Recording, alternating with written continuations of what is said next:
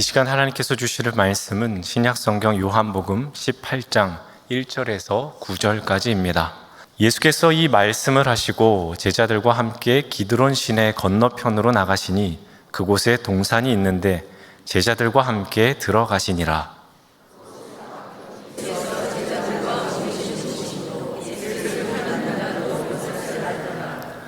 유다가 군대와 대제사장들과 바리새인들에게서 얻은 아랫사람들을 데리고 등과 횃불과 무기를 가지고 그리로 오는지라.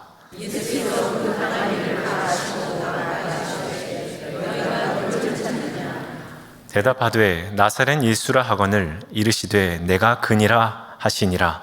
그를 파는 유다도 그들과 함께 섰더라.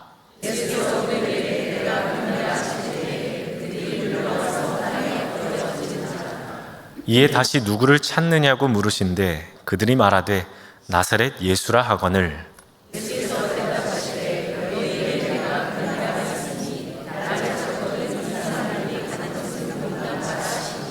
함께 읽겠습니다. 이는 아버지께서 내게 주신 자 중에서 하나도 잃지 아니하였사옵나이다 하신 말씀을 응하게 하려 함이러라. 아멘.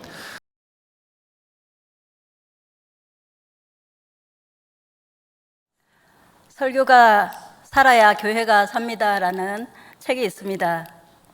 그 토마스 롱 교수님이 쓴 책인데요. 저는 이 책을 처음 접하면서 그 내용과는 상관없이 제목을 보면서 굉장히 두렵고 떨렸던 그런 기억이 있습니다. 제목에서 보듯이 살지 않으면 죽는다는 것입니다. 그런데 설교가 바로 그렇다는 것입니다. 저는 병원에서 일한 적이 있는데요. 병원에서는 실수라는 것은 있을 수가 없습니다. 단지 생명을 다루는 의미에서는 병원이나 교회나 별로 차이가 없다고 생각합니다. 설교가 살지 않으면 교회는 죽는다는 것입니다. 이게 병원에서 실수가 안 되듯이 교회에서도 실수하면 안 되는 것입니다. 그런 차원에서 영적인 생명과 관련된 설교도 마찬가지입니다. 설교가 살아야 교회가 삽니다. 저희 영훈교회에서는 담임 목사님뿐만 아니라 여러 목사님들 설교가 정말 좋지 않습니까? 저는 매번 은혜를 많이 받고 있는데요. 저희 새가족들도 등록할 때 담임 목사님이 말씀이 너무 좋아서 등록을 결정하게 됐다고 그렇게 말들 하곤 합니다. 저도 매번 설교를 들을 때마다 많은 은혜를 받곤 하는데 저는 오늘도 참 두렵습니다. 제 설교 자리에 서 있으면서 제 설교가 살리는 설교가 되지 못하고 죽이는 설교가 되면 어쩔까 참으로 두렵습니다. 실수하면 안 되기 때문입니다. 성령 하나님께서 맡길 뿐입니다. 오늘 이곳에 성령의 기름 부으심이 충만하길 소망합니다. 오늘 본문은 예수님의 마지막 여정을 기록하고 있습니다. 예수님께서는 십자가를 지시기 위하여 가시는 중입니다. 예수님께서 예루살렘에 들어가셨고 제자들과 최후의 만찬을 나누셨습니다. 그리고 제자들을 위한 중보기도까지 하셨습니다. 기도를 마치신 예수님은 제자들을 이끌고 기드론 시내 건너편에 있는 겟세마네 동산에 들어가셨습니다. 예수님의 마지막 상황은 아주 급박하게 흘러갑니다. 예수님을 향한 적대자들의 음모와 공격은 이미 극에 달했습니다. 정치 세력도 종교 세력도 예수님을 죽이는 일에 혈안이 되어 있습니다. 예수님께서 체포되기 직전입니다. 그런데 이 모든 일을 주도했던 사람이 바로 예수님과 3년 동안이나 함께 동역했던 유다라고 성경은 말하고 있습니다. 성경에서는 예수님에 대하여 이렇게 선포하고 있습니다. 요한복음에는 태초의 말씀이 육신을 입고 이 땅에 오신 것이라고 했고 참빛, 그 세상에 와서 각 사람에게 비치는 빛이라고 분명히 말씀하고 있습니다. 예수님께서는 세상을 구원하시는 빛으로 오셨습니다. 예수님은 세상의 빛이요 생명의 빛이십니다. 이러한 하나님의 구원의 섭리 속에서 예수님께서는 친히 이 땅에 오신 목적을 이렇게 선포하셨습니다. 요한복음 12장 4절 말씀입니다. 나는 빛으로 세상에 왔나니 물은 나를 믿는 자로 어둠에 거하지 않게 하려 함이로라 라고 선포하셨습니다. 그러나 세상이 워낙 어두워 빛이신 예수님을 알아보지 못했습니다. 세상이 빛이신 예수님을 오히려 죽이려는 그 음모가 이미 진행되고 있었습니다. 모든 것을 다 알고 계신 예수님께서는 잡히실 각오를 하신 듯 제자들과 함께 기드론 시내 건너편에 있는 감난산이라는 동산으로 가셨습니다.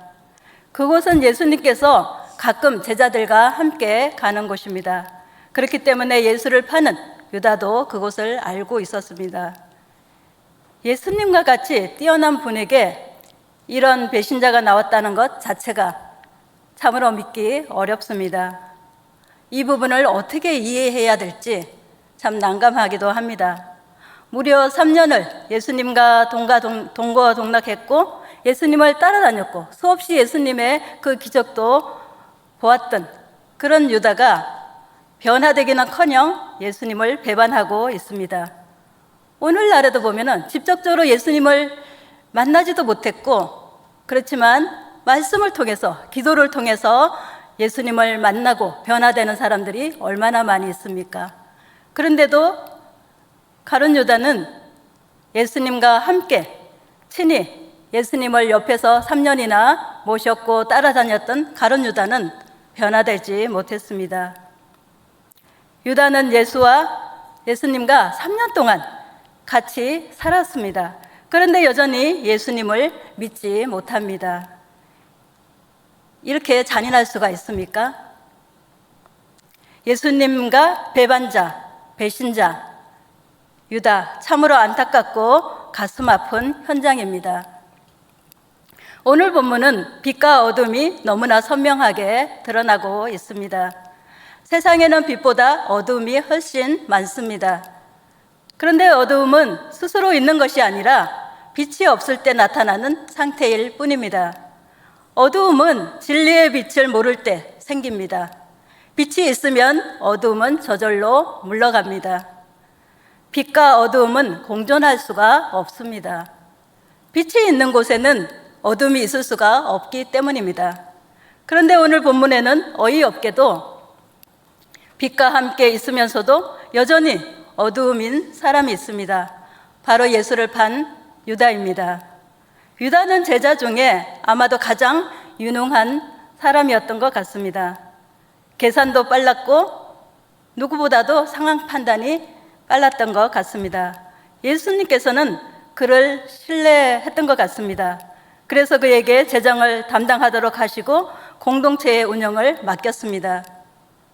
그런데 유다에게는 처음부터 문제가 있었던 것일까요? 예수님께서는 그런 유다를 정말 모르셨던 것일까요? 아무튼 그는 예수님을 사랑한다고 따라다녔지만 실제로는 예수님의 기적과 능력을 더 원한 것 같습니다.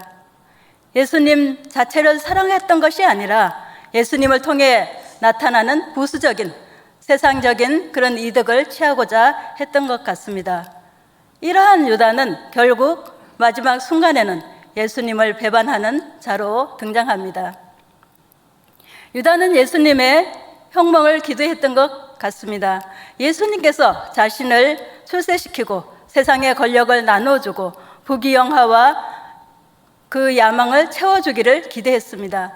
그러나 그 기대와는 맞지 않으니까 이제 유다는 예수님을 배반했던 것입니다. 차라리 예수님에게서 아무것도 얻지 못할 바에야 예수님을 팔아서 돈 몇 푼이라도 챙기고자 했던 것입니다. 유다는 왜 이렇게 어둠에 있게 되었을까요? 그가 있어야 할 자리를 떠났기 때문입니다. 유다는 최후의 만찬 석상에서 주님을 팔리라는 그 지적을 받고 자리를 박차고 뛰어나갔습니다. 마태복음 26장 24절에는 예수님의 마지막 경고가 나타납니다.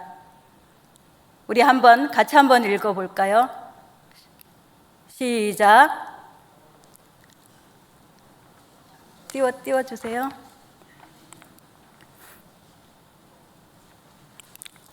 제가 읽겠습니다. 인자는 자기에 대하여 기록된 대로 가거니와 인자를 파는 그 사람에게는 하가 있으리로다. 그 사람은 차라리 태어나지 아니하였더라면 제게 좋을 뻔하였느니라. 이렇게 기록하고 있습니다. 예수님은 가룟 유다를 안타깝게 여기셨습니다. 성경에 보면 예수님은 유다에게 여러 번 경고하셨습니다. 그래서는 안 된다. 그 길로 가는 길은 올바른 길이 아니라라고 수없이 경고했습니다. 그러나 유다는 깨닫지 못하고 예수님을 떠났습니다. 그리하여 유다는 여전히 어두움만 있을 뿐이었습니다. 그런데 만약 유다가 예수님을 떠나지 않았다면 유다의 인생이 바뀌었을까요?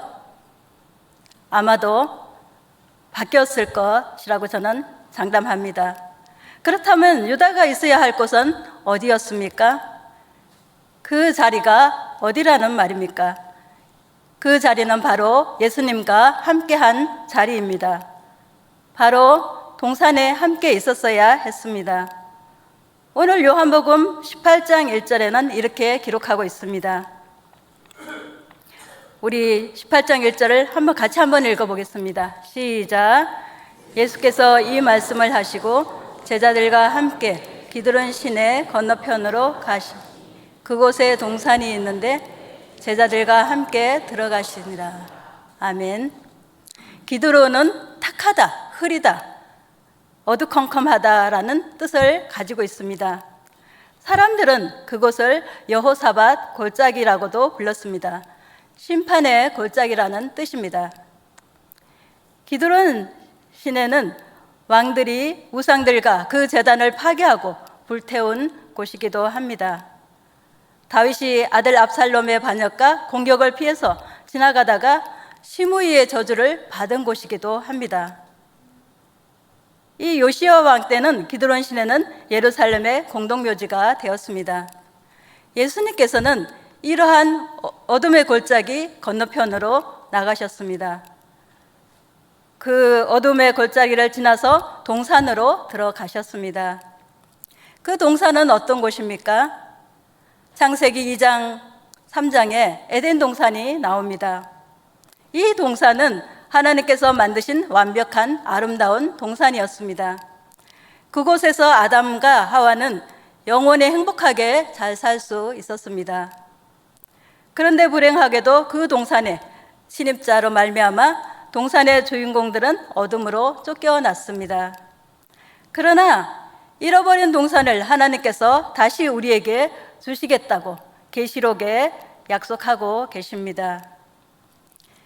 예수 그리스도로 말미암아 구원받은 자녀가 영원히 살 동산이라고 말씀하셨습니다.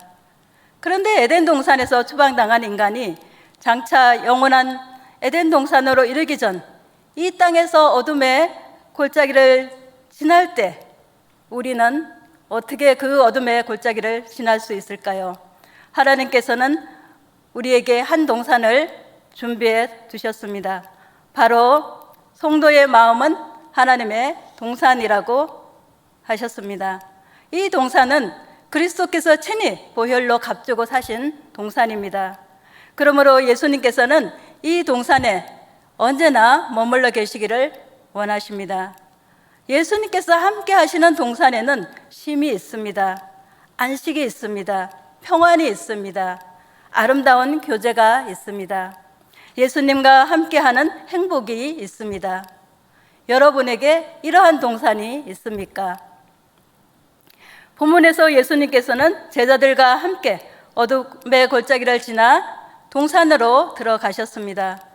그러나 여기 동산은 완전한 동산은 아니었습니다. 예수님께서 아직 죽으시기 전이었기 때문입니다. 하지만 예수님께서는 이 동산에서 하나님 아버지의 하나님 아버지와 교제하셨고 쉼을 얻었음이 분명합니다. 그러나 오늘은 이 동산에 침입자가 들어왔습니다. 그래서 쉼을 누릴 수가 없습니다. 예수님께서는 이 동산에서 제자들에게 무엇을 보여주고 싶으셨을까요?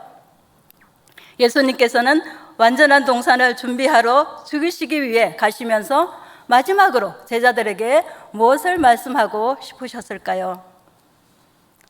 그 완전한 동산을 회복하기 위해서 가는 길이 쉽지 않은 것을 말씀하고자 했을 수도 있습니다. 예수님께서는 얼마나 제자들을 사랑하시는지 예수님의 그 마음을 알게 하고 싶으셨을 것입니다. 예수님은 마지막으로 제자들에게 장차 거하게 될 완전한 동산을 보여주고 싶으셨을지도 모릅니다. 그러나 그 자리에 있어야 할 한 사람, 유다는 거기에 있지 않았습니다. 유다는 이미 예수님을 팔기 위해서 그 있어야 할 자리, 예수님과 함께한 그 자리를 떠났기 때문입니다. 예수님을 떠나면 어둠일 수밖에 없습니다. 예수님을 떠난 유다는 어떻게 되었을까요? 빛 대신 예수님을 떠난 유다는 빛을 잃고 어둠의 자리에서 헤매고 있었습니다. 어둠의 사람들을 만났습니다. 어둠의 사람들과 함께 했습니다. 그리고 뻔뻔하게도 그들과 함께 예수님을 잡으러 왔습니다. 예수님이 계신 동산은 유다도 잘 알고 있었기 때문에 예수님을 찾는 곳은 어렵지 않았습니다. 3년 동안 예수님을 따라다니다 보니 예수님의 습관, 행동의 그 패턴을 잘 알고 있었기 때문입니다. 오늘 본문 3절에서는 이렇게 말씀하고 있습니다.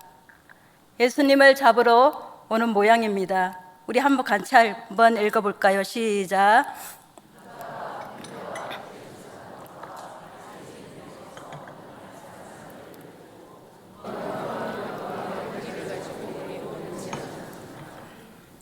아멘. 여기서 군대는 로마 군병을 뜻하지 않습니다. 왜냐하면 이때까지만 하더라도 예루살렘의 로마 군대를 총책임지던 총독 빌라도는 이 부분에 대해 전혀 알지도 못했기 때문입니다. 뿐만 아니라 승인할 일도 없었기 때문입니다. 그렇다면 이 군대는 어떤 군대일까요? 바로 로마가 자치권을 허락했던 예루살렘 성전 경비대였을 것입니다. 아마도 전직 대제사장이었던 안나스와 그의 사위요 현직 대제사장이었던 가야바의 승인하에 무장한 그 군대는 몰래 예루살렘 성을 빠져나와 유다를 따라갔을 것입니다. 그리고 유다를 따르는 또 한 무리의 사람들은 대제사장들과 바리새인이라고 표현된 사내들인 공의회원들의 소아 사람들이었습니다. 이들의 무리는 대략 200명으로 추정하고 있습니다. 이런 대대적인 야간 이동, 군사의 움직임은 예루살렘 경비를 책임지는 로마 군인들의 암묵적인 또는 뇌물에 의한 동의가 없었으면 불가능한 일이었습니다. 그야말로 정치, 종교, 사회, 군사적인 모든 분야의 사람들이 담합하여 자신들의 기득권을 위협하는 세력인 예수를 제거하기 위해 혈안이 되었음을 말하고 있는 부분입니다. 정말 이해가 되지 않습니다. 한 사람을 잡으러 오는데 그 많은 사람들이 동원되었다니요. 놀랍지 않습니까? 예수님의 존재는 그만큼 만만한 상대가 아니라는 것을 그들도 알고 있었습니다. 그리고 또 한 가지 의아한 것은 6월절 전날 밤, 그날은 비가 내리지 않았기 때문에 그들은 굳이 횃불까지 들고 올 필요가 없었습니다. 왜냐하면 보름달 이후 밝은 야경이었기 때문입니다. 하지만 그들은 등과 횃불과 무기를 들고 요란스럽게 예루살렘을 빠져나와 기드론 골짜기를 건너 동산을 향해 왔습니다. 그들은 어리석기 그지없습니다. 왜냐하면 예수님께서는 이 세상의 빛으로 이 땅에 오셨기 때문입니다. 하지만 그들은 빛으로 오신 예수님을 인정하지 않았기 때문에 이런 행동을 한 것입니다. 유다를 비롯해 예수님을 체포하러 왔던 그들은 예수님에 대해 이미 알고 있었고 많이 들었습니다. 또 어떤 능력이 있는지 익히 들었고 분명 목격하기도 했습니다. 특히 유다는 그 모든 현장 최측근에서 그를 예수님을 지켜보았습니다. 하지만 은혜가 있음에도 가룟 유다는 그 은혜를 몰랐던 것입니다. 그들은 빛 대신 예수님을 잡겠다고 무엇을 가지고 왔습니까? 등과 횃불과 무기였습니다. 어둠의 무지와 한계가 여실히 드러나는 부분입니다. 예수님은 빛 자체이십니다. 어둠이 어찌 이를 감당하겠습니까? 등과 횃불은 겨우 앞만 비출 뿐 아니라 바람만 불어도 불면 꺼지는 나약하게 그지없는 불빛에 불과합니다. 그 불빛으로 세상의 빛으로 오신 예수님을 잡겠다는 것입니다. 또한 그들은 이빨 없는 호랑이처럼 아무런 힘이 없는 무기로 온 세상의 왕으로 오신 예수님을 잡겠다고 달려왔습니다. 어둠은 이렇게 빛을 거부합니다. 자신들이 잘났다고 합니다. 자신들이 무엇이든지 할 수 있을 것처럼 자신들이 동원할 수 있는 모든 힘과 권력과 지혜로 예수님을 잡고자 합니다. 하지만 그것은 어둠에 속한 어리석은 인간들의 한계입니다. 그런 것은 아무런 힘이 없습니다. 보십시오. 예수님을 잡으려고 몰려온 그들에게 예수님은 너희가 누구를 찾느냐? 이렇게 물으십니다. 그럴 때 그들은 나사렛 예수라고 대답합니다. 그들의 말에 예수님께서는 내가 그니라 라고 말씀하실 때 유다를 비롯한 그 모든 사람들이 어떻게 했습니까? 물러가 땅에 엎드려졌다고 말씀하고 있습니다. 그들이 비록 권력의 힘을 뒤에 업고 무기를 들고 예수님을 잡으러 왔으나 그 한마디에 겁을 먹고 땅에 엎드려졌던 것입니다. 그렇습니다. 어둠은 절대로 빛을 이길 수가 없습니다. 이처럼 예수님은 꺼지지 않는 빛, 생명의 빛입니다. 예수님께서는 당신이 어떤 분이심을 마지막까지 유다에게 알리시려는 듯 오늘 본문 말씀에는 이렇게 기록하고 있습니다. 8절 말씀입니다. 예수께서 대답하시되 너희에게 내가 그니라 하였으니 나를 찾거든 이 사람들이 가는 것을 용납하라 하시니 예수님은 생명을 보장할 수 없는 위기 앞에서도 끝까지 제자들의 안위를 챙겼습니다. 예수님께서는 자기 사람들을 사랑하시되 이렇게 끝까지 사랑하셨던 것입니다. 그런데 왜 예수님께서는 스스로 잡히셨어야만 했을까요? 그것은 아버지의 뜻을 이루기 위해서입니다. 하나님께서는 예수님을 이 땅에, 독생자 예수님을 이 땅에 보내실 때 빛으로 보내셨고 또한 그 빛으로 세상을 구원하기 위해서 이 땅에 보내셨습니다. 이 땅을 빛으로 구원하기 위해서는 예수님께서는 반드시 죽어야만 했습니다. 예수님께서는 죽으심으로써 어둠을 몰아내고 인류를 죄에서 구원하셔야만 했습니다. 그리고 사람들을 빛으로 인도하기를 원하셨습니다. 그렇다면 오늘 우리는 어떻습니까? 진실로 은혜 안에 있습니까? 진실로 빛 가운데 있습니까? 우리가 있어야 할 자리는 어디에 있습니까? 우리는 그 있어야 할 자리, 그 예수님과 함께하는 자리에 우리는 함께하고 있습니까? 예수님과 함께 3년을 함께했던 유다도 예수님을 제대로 알아보지 못하고 예수님을 배반했습니다. 오늘 우리가 이곳에 와서 예배를 드리고 있지만 정말 우리가 예수님과 함께하고 있습니까? 빛으로 비단에서 빛으로 거하고 있습니까? 우리 안에 빛으로 오신 예수님, 그 예수님이 우리 안에 계십니까?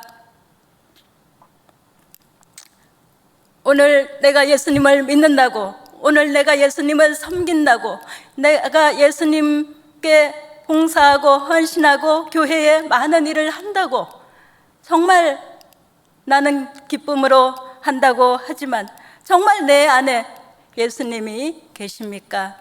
정말 내 안에 빛으로 오신 그 예수님이 우리 안에 동산에 함께 하십니까? 우리는 돌아볼 필요가 있습니다. 혹시 내가 예수님을 따라다니는 것이, 내가 예수님을 믿는 것이 나의 부와 명예와 권력과 이익을 위해서 따라다니고 있지는 않은지요?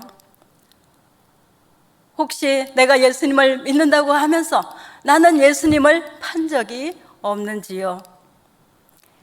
예수님의 제자라면 당연히 예수님의 가르침과 말씀을 지켜 행해야 하는데도 나는 그 말씀을 온전히 지키고 있습니까? 배반한 유다를 보면서 예수님의 마음은 어떠했겠습니까?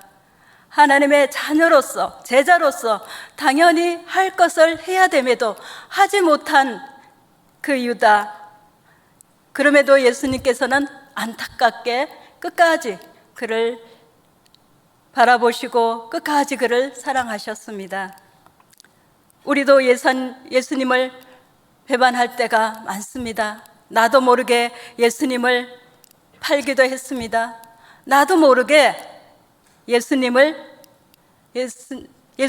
그 빛 가운데로 행하지 못하고 예수님을 떠나서, 내가 있어야 할 자리를 떠나서 어둠의 자리로 간 적도 많이 있습니다. 이 세상은 너무나 험악합니다. 악한 사탄은 늘 우리를 넘어뜨리려고 합니다. 빛으로 나아가지 못하도록 합니다.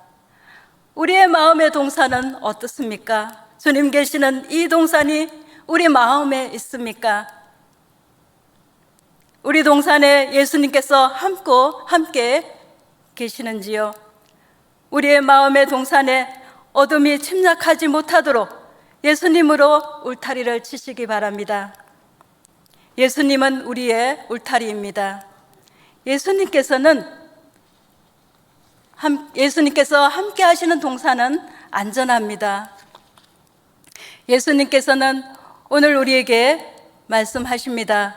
요한복음 1장 5절 말씀입니다. 같이 한번 읽어보겠습니다. 시작. 우리가 그에게서 듣고 너에게 속한 곧 하나님은 빛이시라. 그에게는 아멘.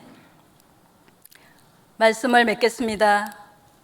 어둠의 권세에 사로잡혀 있는 인간을 구원하시기 위하여 신의 인간의 형상을 입으시고 세상의 빛, 곧 생명의 빛으로 오신 분이 바로 예수 그리스도이십니다. 예수 그리스도는 생명의 빛이십니다.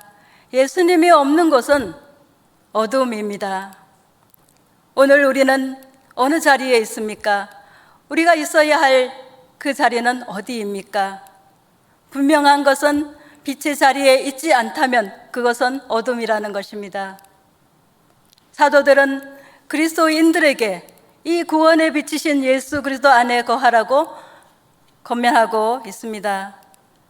요한복음 1장 7절에는 이렇게 말씀하고 있습니다. 이 말씀을 같이 한번 읽어보겠습니다. 시작. 그가 빛 가운데 계신 것 같이 우리도 빛 가운데 행하면 우리가 서로 사귐이 있고 그 아들 예수의 피가 우리를 모든 죄에서 깨끗하게 하실 것이요. 그렇습니다. 하나님께서 성도들을 부르신 목적도 이방의 빛으로 삼아 땅끝까지 구원하게 하시기 위해서 부르셨다고 말씀하셨습니다. 우리 주님께서는 이미 그의 제자들에게 너희는 세상의 빛이라, 너희 빛이 사람 앞에 비치게 하여 그들로 너희 착한 행실을 보고 하늘에 계신 너희 아버지께 영광을 돌리게 하라고 하셨습니다. 이 말씀은 오늘 우리에게 말씀하시는 명령입니다. 오늘 우리가 빛 가운데 거하는 자라면, 우리가 빛의 자녀로서 우리가 온전히 예수님을 따르고자 한다면, 우리는 세상에 빛으로 오신 예수님의 빛을 많은 사람들 앞에 비춰야 합니다. 우리의 착한 행실을 보고 하늘에 계신 하나님께 영광을 돌려야 합니다. 오늘 우리는 어둠에 있지 않고 빛 가운데 있는 자들입니다. 빛 가운데 있다 하면서 그 형제를 미워하는 자는 어둠에 있는 자라고 분명하게 말씀하셨습니다. 오늘 우리가 빛 가운데 있는 자라면 빛의 자녀답게 늘 생명의 빛으로 충만하여 우리로 하나님의 그 빛을 비출 수 있는 우리 모두가 될 수 있기를 바랍니다. 기도하겠습니다. 생명의 빛으로 이 세상에 빛으로 오신 예수 그리스도를 오늘 우리가 구주로 믿고 살아가게 하심을 감사드립니다. 하나님, 우리 안에 있는 이 빛이 어두워지지 않도록 날마다 우리가 있어야 할 자리에 있게 하여 주시옵소서. 날마다 예수 그리스도와 함께 하는 우리의 삶이 되게 하여 주시옵소서. 그래서 어떤 경우에라도 예수님께서 함께 하시는 그 자리를 떠나 어둠의 자리로 가지 않게 저희들은 늘 성령으로 충만케 하여 주시고 성령의 다스림을 받게 하여 주시옵소서. 그래서 이 세상을 분별하고 이 땅에 우리가 어떻게 살아가야 되는지, 이 땅에 우리가 빛으로 어떻게 나타나야 하는지 늘 하나님 조명하여 주셔서 우리가 말씀대로 행하며 말씀으로 승리하는 우리 모두가 되게 하여 주시옵소서. 감사드리며 예수님 이름으로 기도드립니다. 아멘.